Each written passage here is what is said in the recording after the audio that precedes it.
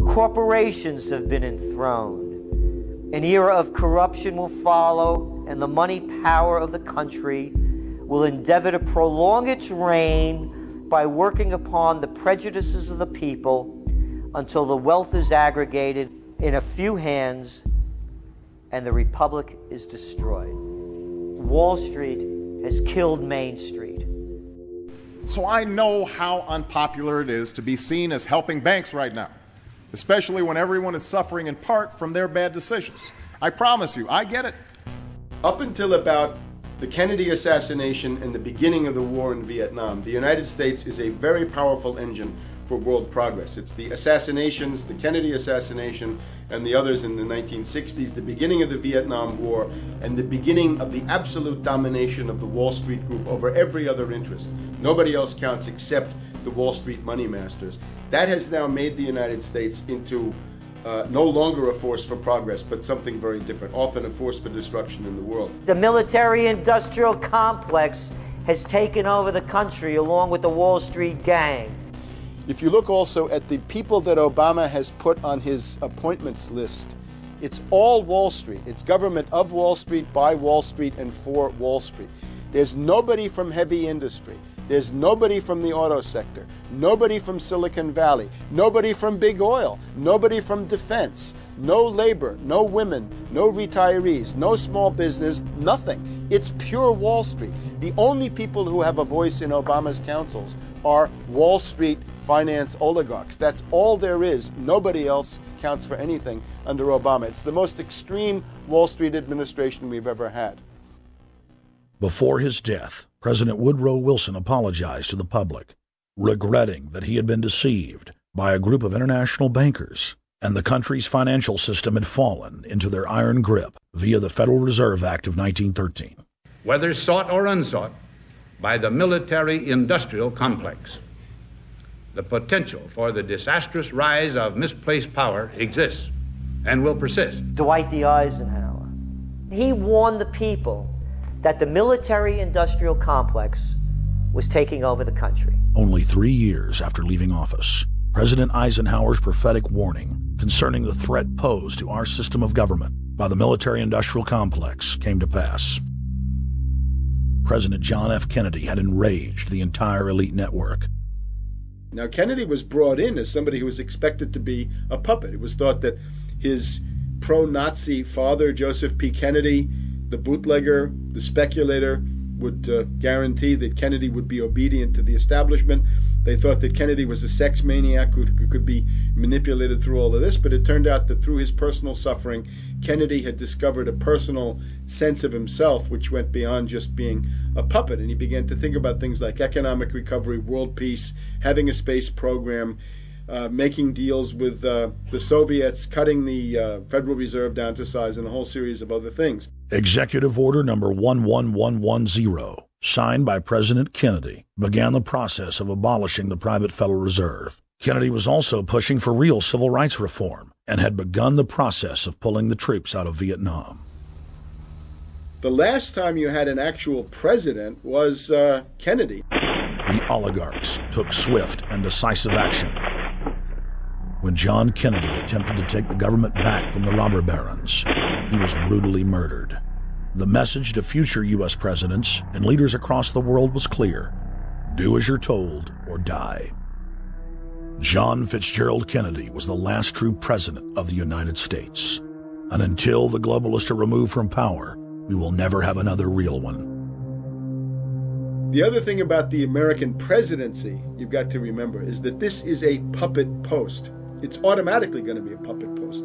The idea that Obama is somebody who's going to come in and exercise real authority when he's obviously been chosen and given everything that he's got by these financiers. Presidents are now little more than corporate pitchmen who take all the political heat, while the controllers remain in the shadows, safe from public scrutiny. Hip-hop icon KRS-One is not just known for selling millions of albums. He has led a tireless crusade against youth violence and has been a strong voice for human rights. If they controlled it before, what makes you think they're not controlling it now? The country was on a verge of revolution. They threw a black man up. Now we like this. They give him the money, they give him the bundling, they give him vote fraud, they give him the media whores, they give him goons, they even have elected officials making threats to put people in jail if they criticize Obama in public. All of this is the mark of a puppet. And that means that he is a puppet, actually more of a puppet than anybody else, more of a puppet than Mrs. Clinton would have been, even more of a puppet than McCain. He's the maximum puppet that we've had certainly since Jimmy Carter. They put a black face on the New World Order, and now we all happy. KRS ain't buying it. In the real executive power structure, the president serves the military-industrial complex. It's self-owned by the international bankers. If there's a revolution, the population just throws out the prime minister or president. The elite stays in power because the public is never aware of who the real enemy is. In Evian, France in 1991, standing before the Bilderberg Group, the apex of the world government power structure, David Rockefeller defined the New World Order as a system of world government serving the international banking elite. For decades, the banker-owned media would attack anyone who dared to warn the public that a dictatorial world government was being constructed right under their nose, and that national sovereignty was being deliberately destroyed. And now, after years of denial, the media and the elite themselves are proudly announcing that not only is world government real, but is the answer to the financial crisis that they carefully engineered. Suddenly, the Wall Street Journal tells us that the North American Union is here, and that getting rid of the dollar for a common currency with Canada and Mexico is good. The Financial Times of London, published by a member of the Bilderberg Group, crowed that a dictatorial world government had been kept in the shadows for our own good, and that it was now time for it to emerge from behind the curtains of national security. White House Chief of Staff Rahm Emanuel stated on record that they can't let this crisis go to waste. You never want a serious crisis to go to waste. And what I mean by that, it's an opportunity to do things that you think you could not do before. And Henry Kissinger, who gave Barack Obama his first job out of college, told national television that the economic collapse was a great opportunity to bring in the New World Order. He went on to say that Barack Obama was the perfect person to sell it to the world. But he can give a new impetus to American foreign policy, partly because the reception of him is so extraordinary around the world.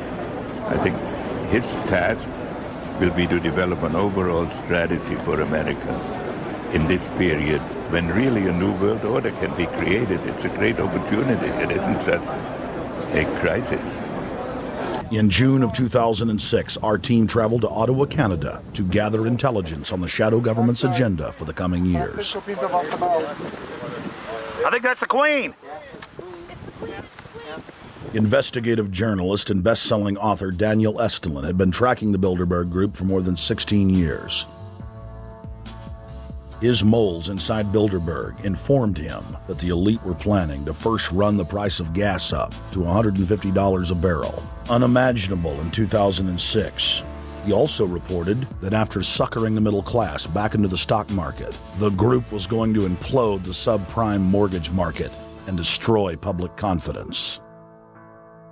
Well, one of the things that we're getting from this morning's conference was about the energy crisis, the price of oil. The afternoon conference, which started about 4 o'clock, 4:30, they were talking about one of the American delegates. I wasn't told who exactly it was talking about the the concern that the American citizens have had with the housing prices going down. So they're not investing that money. So what they needed to do is they needed to create the illusion that everything is going well. So what they're going to do over the next year and a half is to bring the market back up to 1998, 1999 levels. They're going to get all the suckers to invest whatever little money they have left over, and that's when they're going to make the economy bottom drop out. They need to destroy the economy because as we're running out of oil, when people don't travel, at least that's what they're saying, when people don't travel, when people don't have money, they don't travel, they don't spend any money, which means you don't waste a lot of oil and natural gas.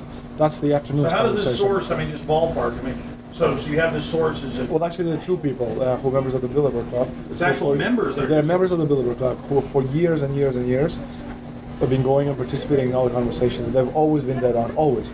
And last year they said the oil prices are going to go up to 150.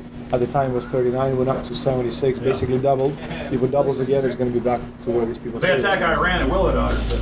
Year after year, Estelin and other reporters like Jim Tucker are able to report on future events with stunning accuracy, all because they know the agenda of the Bilderberg Group. The Bilderberg Group sits at the top of the world power structure. 125 of the richest and most influential individuals on the globe make up its membership.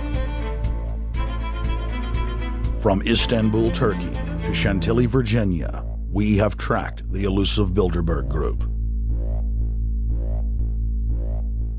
Bilderberg always insist on a media blackout. By June of 2008, we had already figured out that Barack Obama was the elite's puppet of choice. The national media claimed that during the weekend the Bilderberg Group was scheduled to meet, that Obama had speaking engagements set for Chicago and the Midwest. We knew better. In a classic bait-and-switch, the Obama campaign told the press corps to get on Obama's campaign plane, and that Obama would join them on the flight to Chicago. Campaign staff then slammed the door shut. The fawning press had been shanghaied as Obama's campaign aircraft lifted off without Obama. Robert, why were we not told about this meeting and that the senator wouldn't be on our flight until the doors were shut and we were about to taxi to take off? Again, we had a desire. Senator Obama had a desire to do some meetings. Others had a desire to meet with him tonight in a private way, and that's what we're doing. We set up these meetings. They're being done tonight. Again,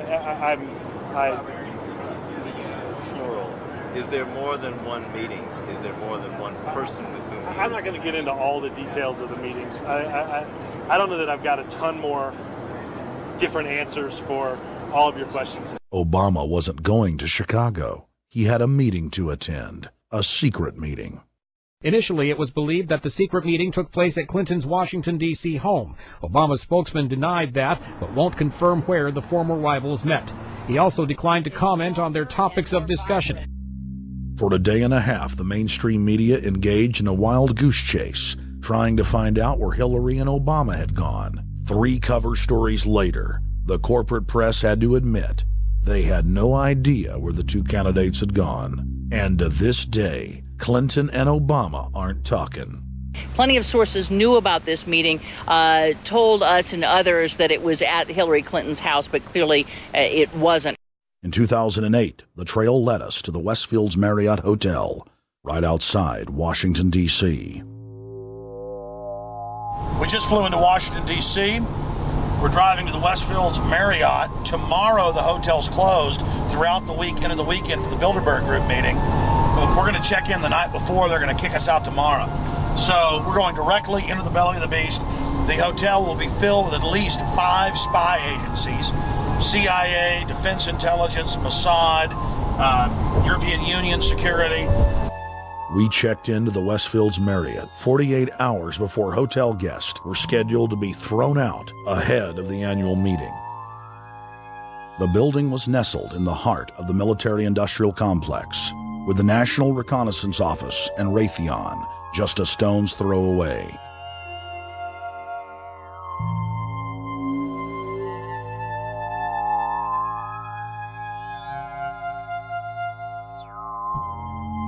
The plan tonight is to try to not get arrested, dodge the security, get in there, get some footage of the elite arriving in the morning, because some arrive before they officially lock it down, and then getting out of the building. That's our plan. I'm also going to be getting a call by a international syndicated radio show, Coast to Coast AM with George Norrie, and all week he's getting briefings from me every night about things as they develop.